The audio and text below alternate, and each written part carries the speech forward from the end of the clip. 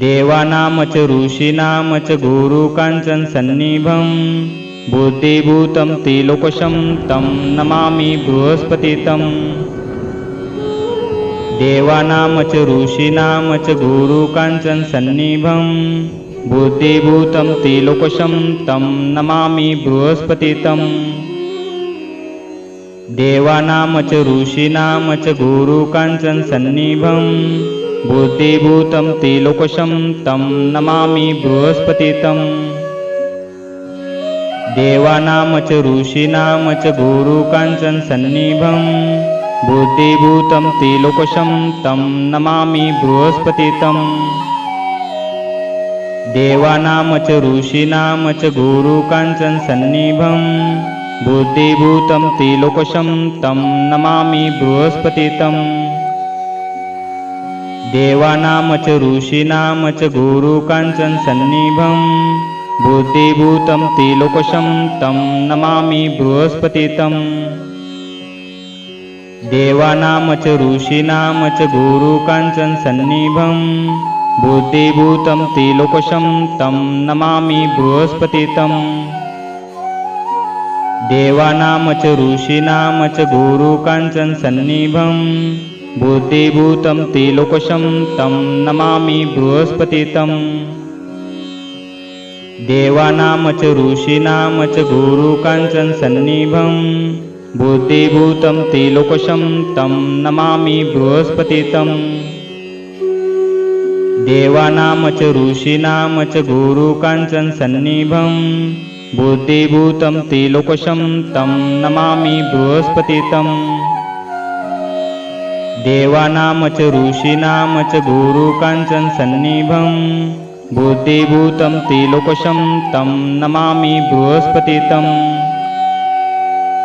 देवानां च ऋषीणां च गुरुकाञ्चन सन्निभं बुद्धिभूतं त्रिलोकशं तं नमामि बृहस्पतितं। देवानां च ऋषीणां च गुरुकाञ्चन सन्निभं बुद्धिभूतं त्रिलोकशं तं नमामि बृहस्पतितं।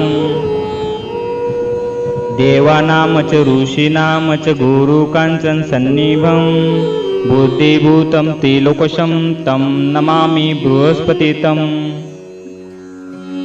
देवानां च ऋषीणां च गुरुकाञ्चन सन्निभं बुद्धिभूतं त्रिलोकशं तं नमामि बृहस्पतितं।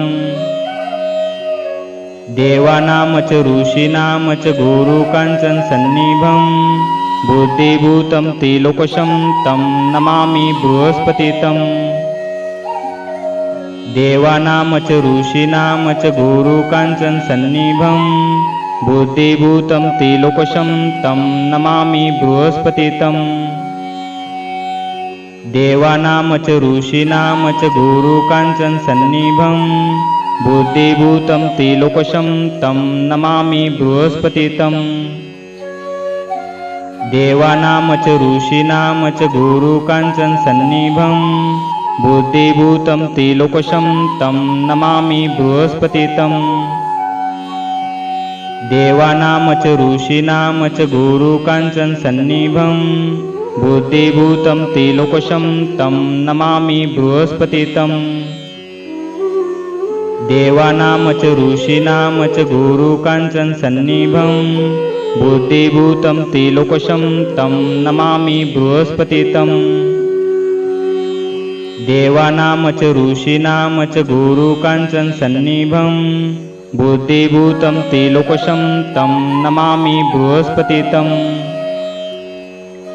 देवानां च ऋषीणां च गुरुकाञ्चन सन्निभं बुद्धिभूतं त्रिलोकशं तं नमामि बृहस्पतितं। देवानां च ऋषीणां च गुरुकाञ्चन सन्निभं बुद्धिभूतं त्रिलोकशं तं नमामि बृहस्पतितं।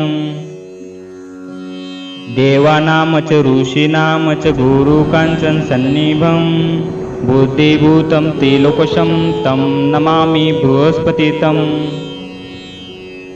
देवानां च ऋषीणां च गुरुकाञ्चन सन्निभं बुद्धिभूतं त्रिलोकशं तं नमामि बृहस्पतितं।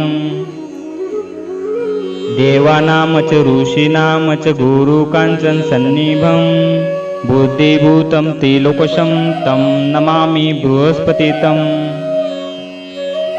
देवानां च ऋषीणां च गुरुकाञ्चनसन्निभं बुद्धिभूतं त्रिलोकशं तं नमामि बृहस्पतितं।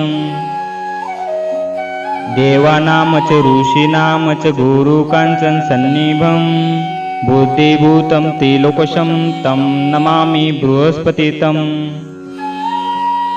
देवानां च ऋषीणां च गुरुकाञ्चनसन्निभं बुद्धिभूतं त्रिलोकशं तं नमामि बृहस्पतितं। देवानां च ऋषीणां च गुरुकाञ्चनसन्निभं बुद्धिभूतं त्रिलोकशं तं नमामि बृहस्पतितं। देवानां च ऋषीणां च गुरुकाञ्चनसन्निभं बुद्धिभूतं त्रिलोकशं तं नमामि बृहस्पतितं।